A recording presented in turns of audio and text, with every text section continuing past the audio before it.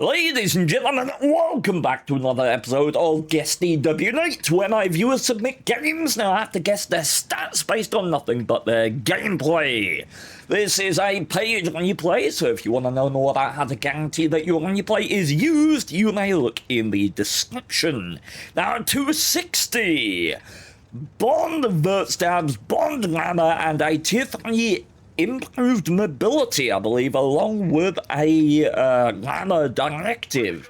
30 premium shells, 10 APCR, premium shells being heat with 340mm of pen, and a good stock of APCR indicates a good player because there are some circumstances where you do prefer APCR over heat, particularly against spaced armor, the side of an IS-7, for example. Now, top speed of the 260 is splendid, benefited by this improved mobility. Wouldn't surprise me to see him going out wide here. Now, of course, this does open up a question, because if you have a 260, you are obviously a player of a certain skill level. It kind of excludes you from being a 44%er, as an example. So I definitely do have an advantage in that regard. I'm not sure what the Super Conk is doing. I'm not sure what the gun depression of the 260 is. I believe it's 6 degrees, but I could be wrong about that. Going for the armor below the gun mantlet of the Super Conk, there is some non-spaced armor that you can find there.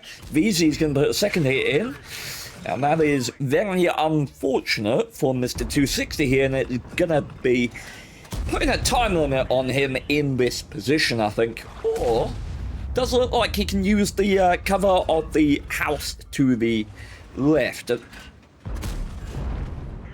Not sure, maybe thought he fired, but didn't. Interesting. That does indicate a certain amount of experience with this tank. He was already working to move before he had actually fired, and you often do that when you're sort of feeling the reload, so interesting. Now, 340mm of heat pen certainly will go through the tank cheeks of the mouse should he get a suitable angle. Front of the cheeks here, that mouse is doing some admirable angling right there. Let's see if we can connect one straight from the cheeks. No. Inside, hit the gun mantlet.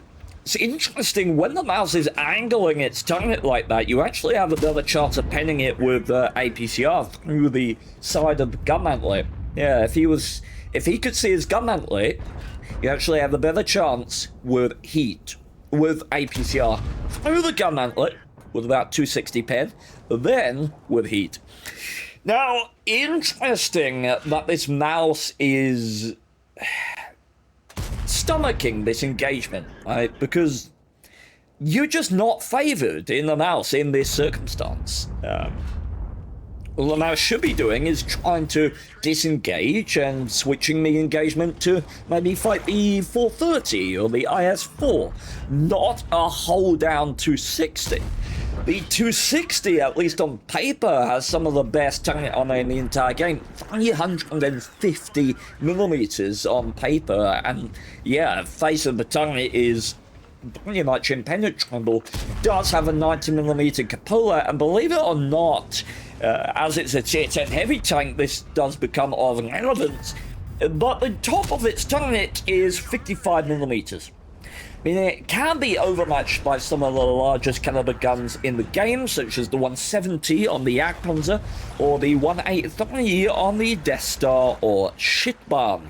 So that does come into play occasionally, but I don't think a lot of people are going to be going into battle in the 260 worried about, oh no, an AP shell Death Star. You should be if you hold down against it, but very niche circumstance to be sure. Ooh, and we do get a snapshot from the Super Conk into the side, probably missing the sidearm armor 260 there, is only 150mm.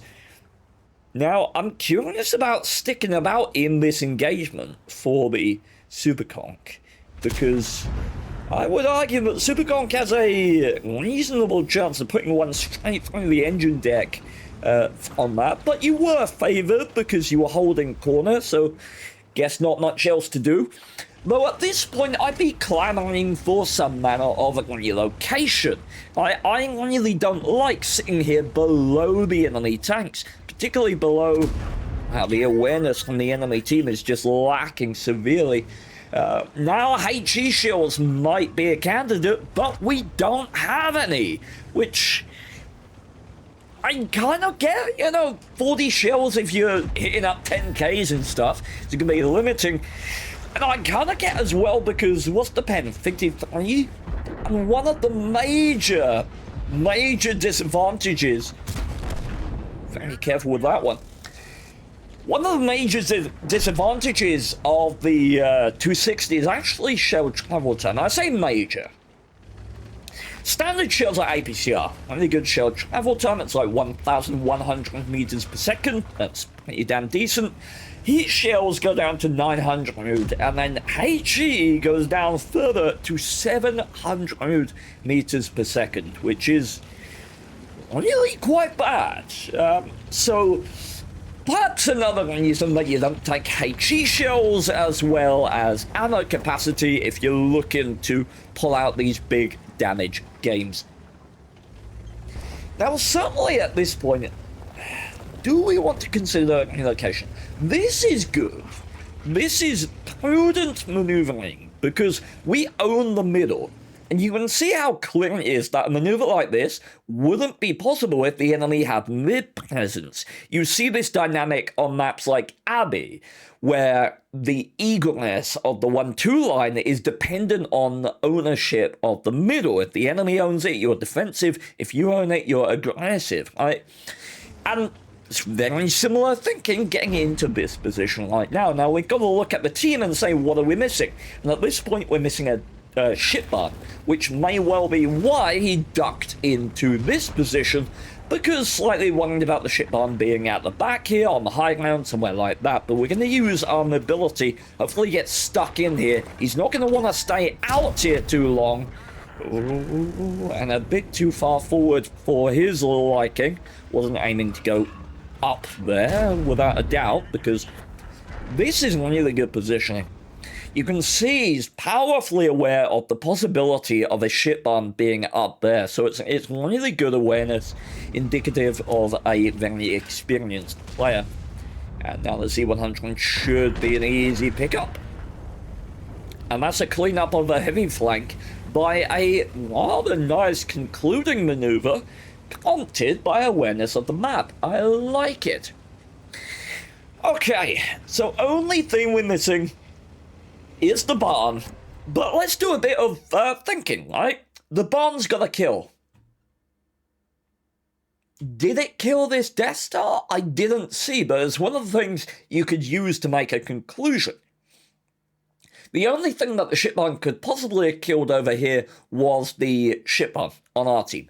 So you could ask the ship barn on our team, hey, what killed you? And if he says something other than the ship barn, then it likely means the ship barn isn't there. There are ways to gather this information that you should take stock of when you're playing World of Tanks. How can you decide where an enemy tank is? And often looking at the kill feed is an incredibly important aspect of doing that. Fill in the map. Kill feed will tell you a lot, as well as absence of damage. I reckon our friendly 260 at this point has a very good idea of where that ship barn is. And now, is that Jagdpanzer firing heat? Because there are many things that the 260 can be downright immune to. 260, the Jagdpanzer firing heat. Shall we have a look? Shall we see if it's just gonna butter? Because I'd be interested. Highest pen in the entire game, Jagdpanzer E100 with heat, 420 millimeters of pen. Let's look at the live model, see how it looks.